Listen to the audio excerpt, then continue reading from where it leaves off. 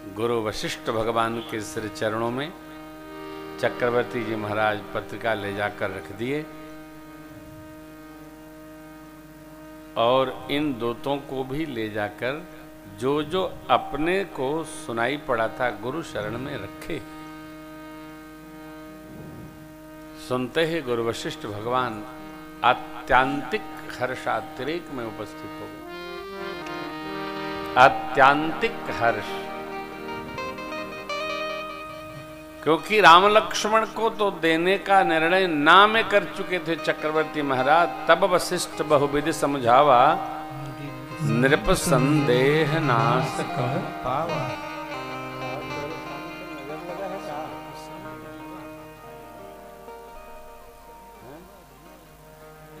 Covid हुआ है कि वायरल?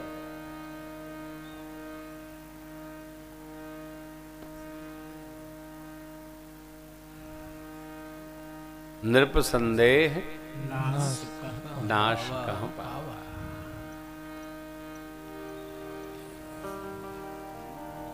गुरुदेव ने राजन की प्रशंसा की। राजन, जैसे नदियां स्वभावतः ही समुद्र की ओर चली आती हैं, उसी प्रकार धर्मशील व्यक्ति के जीवन में सुख संपदा स्वतः ही डगरती डगरती चली आती है।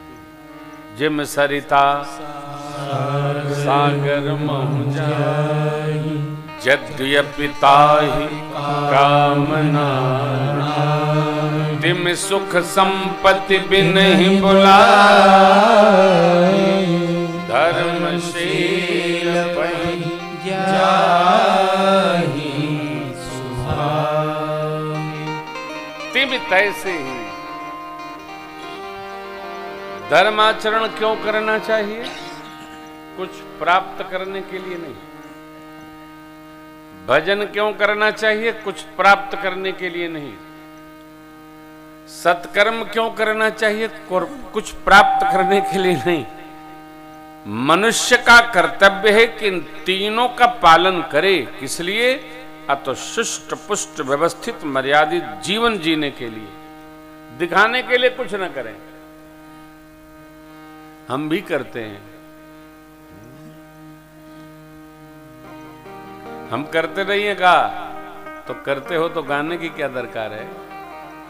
आप करते हो तो आपका जीवन स्वयं बोलेगा।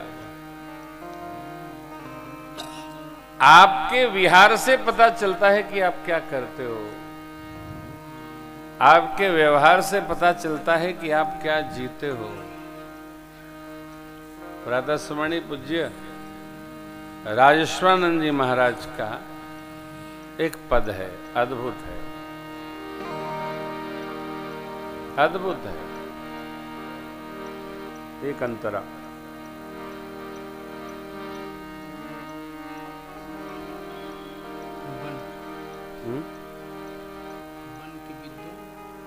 मन के विद्वान, हाँ, बन के विद्वान विद्या, बन के विद्वान विद्या के अभिमान में, बन के विद्वान विद्या के अभिमान में, बन के विद्वान विद्या के अभिमान में, के विद्वान विद्या के अभिमान में, अपना मत तो चलाना असंभव नहीं, अपना मत तो चलाना असंभव नहीं।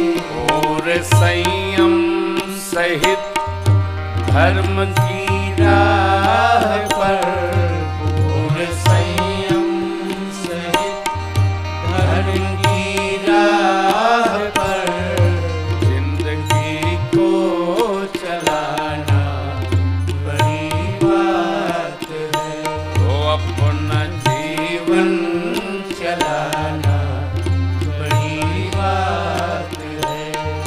तन को जल से धुलाना सरल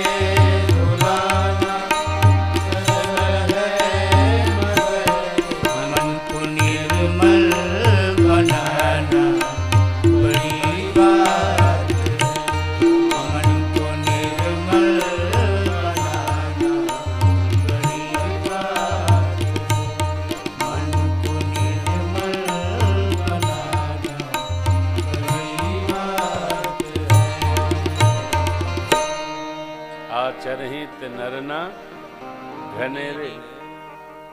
बहुत कठिन है। गुरुदेव भगवान कहते हैं जैसे नदियां स्वभावतः समुद्र की ओर डगरती डगरती चली जाती हैं, वैसे ही धर्मशील व्यक्ति के जीवन में, पुरुष के जीवन में, मनुष्य के जीवन में सुख संपदा रिद्धि सिद्धि स्वरूप होकर स्वतः डगरती डगरती चली आती। सतपथ पर चलें। कहते हैं कलयुग है, कलि ही शयानो भवति। कलयुग है, झूठा के लिए कलयुग है। यज्ञ में बैठे के लिए त्रेता है, सत्य पर चलने वाले के लिए सतयुग है, पूजन में बैठे वाले के लिए द्वापर है, और झूठ झपट में जो दिन रात डूबा है उसके लिए ये युग कलयुग है। यहां भी पूज्यपाद गोस्वामी जी कहते हैं कलयुग सम जुगयान नहीं किसको जो नर कर विश्वास हो। गाय राम गुण गण विमल भव तर बिनहि प्रयास। असंभव नहीं, संभव है।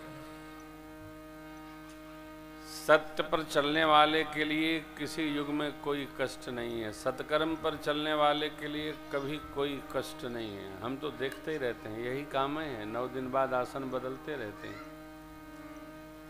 चारों ओर देखते हैं। संसार की सामग्री एकत्रित करने से सुख दुख का कोई लेना देना नहीं। इधर गुरु आज्ञा हो गई, चक्रवर्ती जी महाराज ने सचिव जी को बुलाया और सारा कार्यभार उनको सौंप दिया। दूत लोग इधर प्रस्थान कर गए मिथिला के निमित्त। तेज धावक अश्व के साथ आए और 4 दिन में उपस्थित हो गए। खबर जनाए मिथिलापति जितने भी सखा राज्य थे, उनके मित्र देश थे, सबको आज्ञा कर दिए।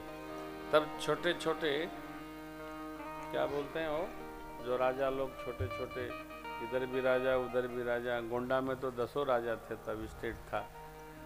कमियार स्टेट, मोहम्मदाबाद स्टेट, कौन स्टेट क्या हो? आ जाओ राजा हैं बार माइके बंदवा सावरकर, बड़े बड़े राजा थे। मध्य प्रदेश में और उत्तर प्रदेश में तो ये राजाओं का समूह था। तो जो मित्र राजा अयोध्या और मिथिला के मध्य में थे, उन सबको रजवाड़े, उनको मिथिलापति ने निवेदन किया हमारे बिटिया के विवाह महोत्सव में सम्मिलित होने के लिए बारात लेकर चक्रवर्ती महाराज अयोध्या जी से पधार रहे हैं। अस्तु अपने क्षेत्र में पड़ने वाली जितनी नदियां हैं सब पर पुल बंधन करा दिया जाए। सारा व्यय मिथिला की कोष से भेजा जाएगा। आज आप इसके व्यवहार को पुष्ट करें। लिखा है आवत जान भानुकुल केतु सरितन जनक बधाए सेतु। तो जाएगा क्या क्या भेजेंगे तब मित्रों ने 4 दिन 5 दिन 10 दिन में सब रचना बन गई। अब राजा की बारात है साहब, चक्रवर्ती सम्राट की बारात है। देवराज इंद्र जिनके सखा हैं, धरती के सखा लोग तो आएंगे ही, देवलोक भी बारात में सम्मिलित होने आएगा। उसी प्रकार की रचना मिथिला में बनी। मेरी माँ भगवती सीता मैया ने रिद्धि सिद्धि को बुलाकर प्रेरित कर दिया, बारात आएगी और स्वागत की दिव्य व्यवस्था बनाई है।